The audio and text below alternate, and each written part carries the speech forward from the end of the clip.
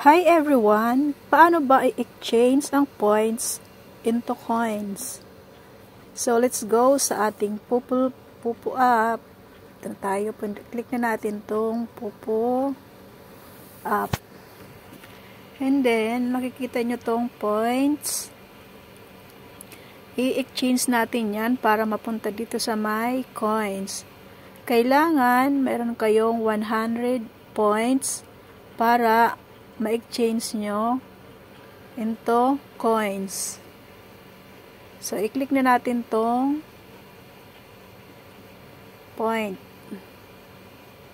points. Yan. Pagkatapos, nakikita nyo tong exchange points for coins. Click natin yan. Ito nakikita nyo, yung 100 points is magiging 90 lang siya.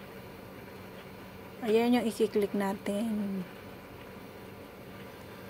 Pagkatapos, itatap lang natin itong number na to.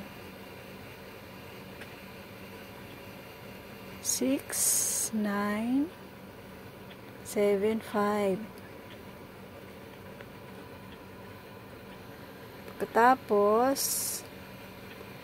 click natin yung exchange coins. And then, confirm.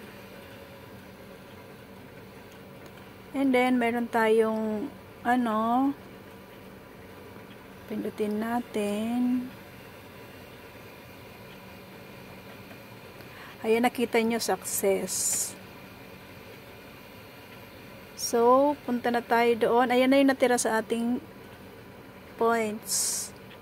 42,836 na lang kasi nga in-exchange natin yung 100 points. So, punta na tayo dyan. Click natin. So, ito na guys. Nakikita nyo. Meron na tayong 90,000 coins. So, ganun lang guys ang pag-i-exchange ng points into coins. Pwede na tayong maglaro. Ilalaro na natin yan guys. Hindi na natin kailangan bumili ng coins. Hindi na natin kailangan mag-RC or recharge.